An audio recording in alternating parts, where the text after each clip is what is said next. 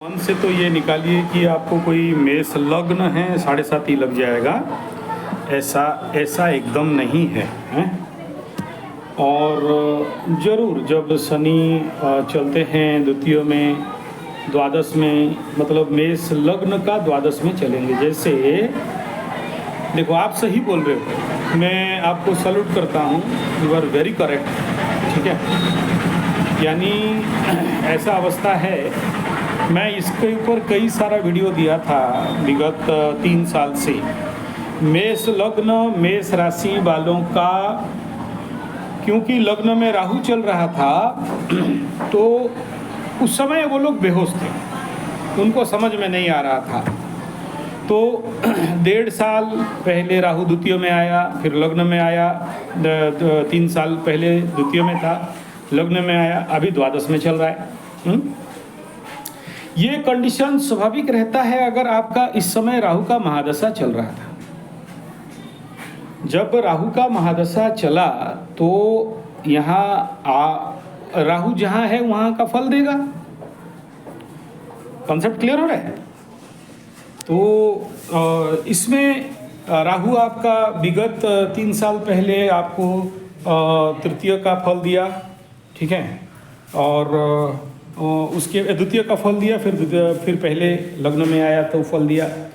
लग्न में राहु है मतलब आपको डाइवर्ट करेगा, ठीक है।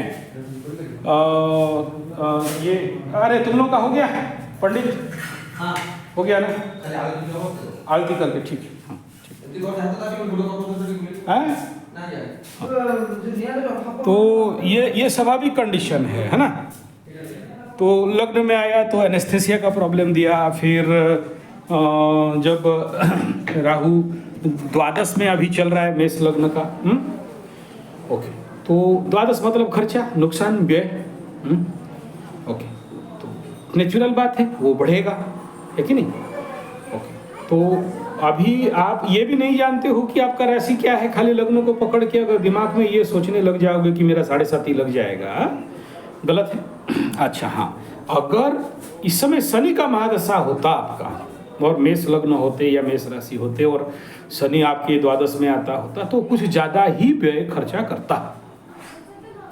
नहीं है, ऐसा नहीं है, हैं?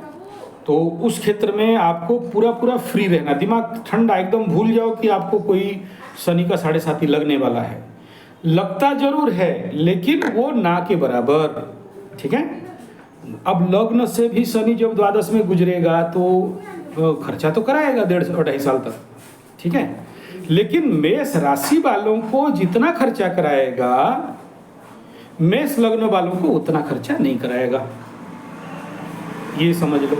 दूसरा ये है कि यहाँ पर जब शनि 2.5 साल के बाद आएगा जरूर, क्योंकि शनि यहाँ पर नीच हो जाता है, तो उस समय आपके शरीर में, आपके लग्न में, आपके राशि में जब पाप ग्रह का गोचर होगा तो उस समय आपको बात का रोग दे सकता है, दिमाग खराब कर सकता है। वो 2.5 साल के बाद, 2.5 नहीं 3.5 साल के बाद। आप अभी से बिना फालतू का टेंशन ले रहे हो, अभी कोई टेंशन लेने का बात हम है ना, क्या टेंशन है? आप आ जाओगे इधर अगर ज़्यादा प्रॉब्लम होगा तो। अच्छा हाँ, अभी बोलोगे कि गुरुजी मेरा तो अगर 7.5 नहीं है, फिर मेरे को काम करने का इच्छा नहीं होना, मन में कहीं पड़े रहने का भाव बनना, ऐसा क्यों हो रहा है कि नहीं? देखो अभी बहुत अच्छा चीज़ आपका दिमाग में आया। अभी देखो आपका मेष लग्न का शनि कुंभ का शनि है। अब इस शनि के ऊपर शनि चल रहा है 2.5 साल से, ठीक है। अच्छा, आपका केतु व्यय स्थान का है, मीन का केतु है, यहाँ पर आके राहु बैठा है। आपके लग्न कुंडली, चंद्रमा कुंडली के शनि केतु के ऊपर राहु और शनि यहाँ पर राजूती कर रहे हैं या मास्टरी कर रहे हैं या इसके ऊपर गोचर कर रहे हैं। जब ऐसा विगत 2.5 साल से चल रहा है तो नेचुरल बात है, जब भी कुंडली में राहु के ऊपर, शनि के ऊपर, केतु के ऊपर गोचर का शनि आ जाए, बड़े प्लैनेट के ऊपर, इवन सूर्य के ऊपर भी अगर 2.5 साल शनि बैठ जाए तो आत्मा को कष्ट होता है, ठीक है। बड़े सारे प्रॉब्लम आते हैं, तो जिंदगी उथल पुथल रहता है। और अगर आपके केतु के ऊपर शनि आएगा तो नौकरी के क्षेत्र में तो और ज़्यादा हिला के रखेगा। आप चाह के भी कंट्रोल नहीं कर सकते हो, ठीक है। तो ये एक स्वाभाविक फिनोमिनन है, इसमें ओरिड होने का कोई विषय नहीं है। ओके, अब दूसरा विषय बिंदु है कि सबसे पहले ये समझना जरूरी है, अगर अभी आपका प्रश्न होगा कि मेरे जीवन में ऐसा क्यों हो रहा है कि मेरे को इस प्रकार के शनि 7.5 रिलेटेड इफेक्ट आ रहा है, उसके पीछे रहस्य ये है कि आपका राहु का महादशा समापन हुआ, ठीक है, 23 में, है ना, 23 में खत्म होके गुरु महादशा शुरू हुआ। तो राहु एक तो ऐसा महादशा है जिसको अगर समय रहते शांति नहीं कराएंगे तो इसका फ्रीक्वेंसी समझ लो, इसका एक्सेलरेशन समझ लो, इसका गतिशीलता समझ लो। गुरु महादशा का किसी का 6 महीना, किसी का 1 साल, किसी का 1.5 साल, किसी का 2 साल भी खा जाता है। जैसे सोचो कि आप एक साइकिल में चल रहे हो या कार में चल रहे हो, गाड़ी एक्सेलरेशन में था, ब्रेक नहीं दबाए और गाड़ी को ऐसे ही स्लो डाउन करके आप बंद करना चाहते हो, तो कितना देर में बंद होगा? तो अपने फ्रिक्शनल मूवमेंट के कारण या अपने गतिशीलता के कारण वो कुछ और देर गति करेगा गाड़ी। ठीक ऐसे ही किसी और ग्रह के साथ तो कम होता है, लेकिन ज्यादातर शनि के साथ या राहु के साथ या केतु के साथ कुछ ज्यादा समय होता है। बड़ा प्लैनेट है, जल्दी ब्रेक नहीं लगता है, ट्रेन का ब्रेक जल्दी लगेगा नहीं। 200 मीटर पहले या 2 किलोमीटर पहले ब्रेक लगाएंगे तो आके स्टेशन में रुकेगा। तो नेचुरल बात है, बड़ा ग्रह है ये तो नहीं है कि बुध, चंद्रमा और शुक्र की आया ब्रेक मारा फिर भागा, छोटा गाड़ी नहीं है ना, ये बड़ा गाड़ी है ना। इसको हाइड्रोलिक ब्रेक चाहिए, उसको दबाने से भी ये बड़ा लेट में ब्रेक पकड़ता है। Concept clear? तो ऐसे समझ लो कि इसका इफेक्ट, राहु का इफेक्ट, अभी द्वादश राहु चल रहा है मेष लग्न का और नियर अबाउट और 1 साल तक यहाँ रहने वाला है। लेकिन आपका निस्तार अभी आने वाला 2.5 साल 3 साल तक नहीं रहेगा, क्योंकि मैक्सिमम ज़्यादा प्रिक्यूलियर प्रॉब्लम क्या होगा, आपके शनि के ऊपर राहु आएगा, आपका कुंभ लग्न का शनि के ऊपर राहु आके बैठेगा 1.5 साल, आपके कुंडली के व्यय स्थान का केतु के ऊपर शनि आके बैठेगा। तो इस घर को क्या करेगा, गोचर का शनि और राहु 1.5 साल और 2.5 साल तक एक्टिव प्रोएक्टिव कर देगा। तो यहाँ पर जिंदगी को अप एंड डाउन, उथल पुथल, नौकरी, मेंटल टेंशन, भय, फियर फोबिया, नौकरी में गड़बड़ी, जिंदगी के विभिन्न प्रकार के निर्णय लेने की क्षमता में गड़बड़ी, मानसिक विषम्यता, इस प्रकार के समस्याएं, बात का रोग, खर्चा में वृद्धि और कभी कभार कोई ना कोई गड़बड़ परिस्थिति जो आप कभी हिसाब नहीं रखे थे, ऐसा कुछ गड़बड़ी लाइफ में आने का संभावना रहेगा। Concept clear?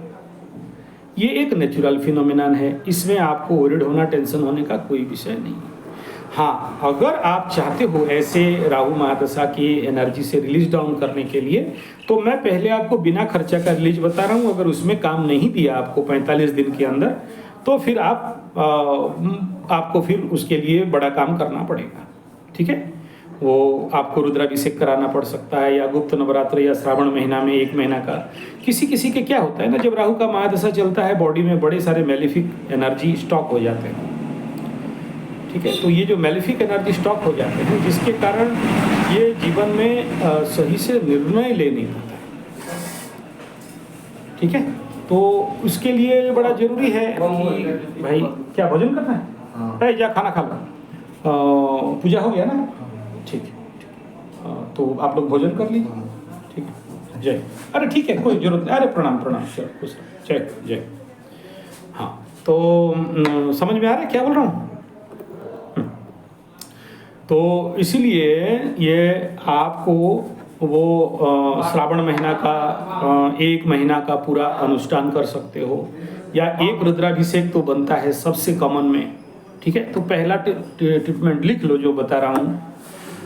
ये कोई बहुत बड़ा लेवल पे नहीं करना, एक नारियल लेके जाओ, है ना, एक नारियल, गोटा नारियल लेके जाना, शनिवार या बुधवार का शाम को नदी में जाके खड़ा होना, सर में 9 बार घुमाना है, ऊपर से नीचे 9 बार घुमाना है, और राहु देवता को स्मरण करना। प्रभु हे राहु देवता, आपको मैं 18 साल आपका सेवा में, आप मेरे को बहुत कुछ खराब फल दिए, नहीं बोलना, राहु फटाक से सुनता है, ठीक है। हाँ, राहु हमेशा अच्छा करता है, बुरा नहीं करता है। आपको मेरा बहुत कृतज्ञता, धन्यवाद। अभी मैं गुरु बृहस्पति दशा में चल रहा हूँ। इसका मंत्र है, मंत्र में करते हैं हम लोग पंडित लोग। अभी तुम मुंह में बोल सकते हो, राहु को सब समझ में, आर्टिफिशियल इंटेलिजेंस ये आई है, राहु को समझ में आता है। और ऐसे बोल के नारियल को मैं जैसे बता रहा हूँ ऐसे बहा देना है, बता दे रहा हूँ, सुनो। और ये करने के बाद उल्टा मुंह, उल्टा घूम के नहीं देखना, सीधा आ जाना। इसको करने के बाद कम से कम 3 दिन, 7 दिन, 9 दिन देखना कि तुम्हारे दिमाग में चेंजेस आ रहा है या नहीं।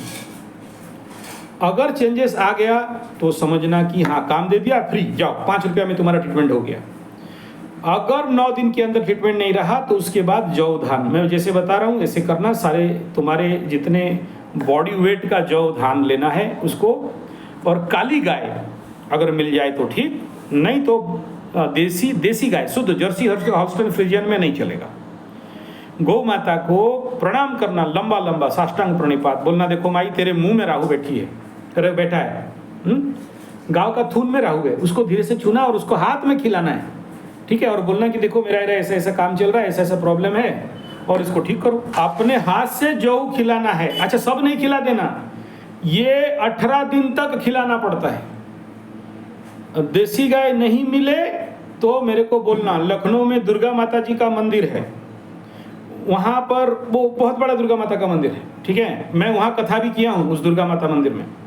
उसके सामने एक ठो देखना गणपति का मूर्ति है और बड़ा वाला पीपल गछ है, वो नाम मेरे को, मैं 18-20 साल पहले कथा किया था, ठीक है। वहाँ उस मंदिर में जाके कुछ माताएं वहाँ पर हैं जो लोग वहाँ का सेवा देती हैं। बोलना निशु जी कौन है? निशु जी का एक गौशाला है, ठीक है। और मैं उस गौशाला में भी गया हूँ, और आम का बगीचा में उनका गौशाला है लखनऊ में। तो वहाँ सारे देसी गाय हैं, वहाँ पर केचुआ भी है, बड़े बड़े सांप भी पाल के रखा है, ठीक है। हाँ, तो वहाँ जाके देसी गौ, उनका गुरुकुल भी चलता है निशु जी का। मेरे को लेके गए थे, लखनऊ से 20-40 किलोमीटर दूर है। मैं कथा करने के बाद वहाँ गया था। तो वहाँ पर जाके दे सकते हो और अपने हाथ से खिला सकते हो, जैसे बोला वैसे बोल सकते हो। ये दूसरा तरीका, ये सब कम दाम का तरीका है, ठीक है।